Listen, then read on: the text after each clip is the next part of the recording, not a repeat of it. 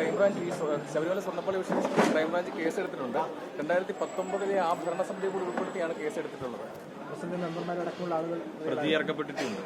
ഇല്ല, ഇപ്പൊ വന്നിരിക്കുന്ന വരട്ടെന്ന് അന്വേഷണം നടക്കുകയല്ലേ. നമ്മൾ നേരത്തെ പറഞ്ഞല്ലോ, അവർ വിജിലൻസ് കൊടുത്ത റിപ്പോർട്ടിന്റെ അടിസ്ഥാനത്തിൽ 10 പേരെ പ്രതി ചേർത്താണ് ഇപ്പോൾ കേസെടുത്തിട്ടുള്ളത്.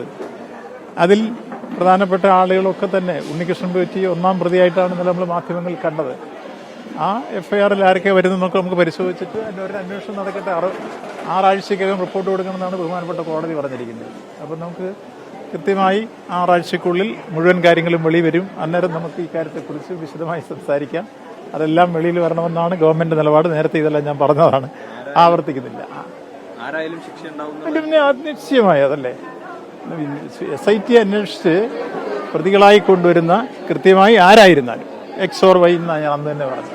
അതിനകത്തൊന്നും ഒരു സംശയമില്ല. ഗവൺമെന്റ് നിലപാടും കോടതിയുടെ നിലപാടും ഒന്ന് തന്നെയാണ്. രണ്ടും സുതാര്യമായ ഒരു അന്വേഷണം നടത്തി എന്താണോ നടന്നിട്ടുള്ളത് കൃത്യമായി വെളിയിൽ വരണം.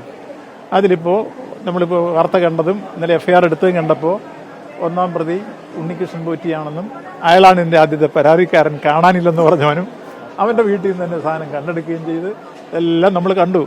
അതെല്ലാം ചേർത്ത് അവർ അന്വേഷിക്കട്ടെ.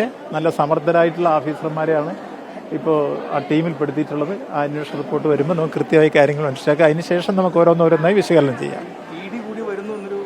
ആര് വന്നും മുന്നോട്ടെ. ഞാൻ നേരത്തെ പറഞ്ഞല്ലോ, ഇവിടെ കൃത്യമായി നമുക്ക് ഇതൊന്നും ഒളിക്കാനില്ലല്ലോ അവർക്ക്. പിന്നെ എന്താ, ഞാൻ അന്ന് തന്നെ ആദ്യം പറഞ്ഞ വാചകം സന്തോഷപൂർവ്വം ബഹുമാനപ്പെട്ട കോടതിയുടെ വിധികളെ സ്വാഗതം ചെയ്യുന്നു. കോടതിയുടെ നിലപാടും ഗവൺമെന്റ് നിലപാടും ഒന്ന് തന്നെയാണ്. സംസ്ഥാന ഗവൺമെന്റ് ദേവസ്വം ബോർഡ് മുഖാന്തരം കോടതി മുമ്പിൽ എഴുതി കൊടുത്തു, ഇത് SIT അന്വേഷിക്കണം, അല്ലെ ക്രൈംബ്രാഞ്ച് അന്വേഷിക്കണം. അങ്ങനെ ഒരു സ്പെഷ്യൽ ഇൻവെസ്റ്റിഗേഷൻ ടീമിന്റെ ഉന്നത അന്വേഷണങ്ങൾ കൂടി മുഴുവൻ വെളിയിൽ വരണം. നിയമത്തിന്റെ ദൃഷ്ടിയിൽ എല്ലാവരും വരണം. അവിടുന്ന് ഒരു തരി പൊന്ന് കൊണ്ടുപോയിട്ടുണ്ടെങ്കിൽ അത് തിരിച്ചു കൊണ്ടുവെക്കണം. കള്ളന്മാരെ പിടിച്ച് ജയിലിലും ആക്കണം. ഇതാണ് നമ്മൾ, അത് നടക്കും.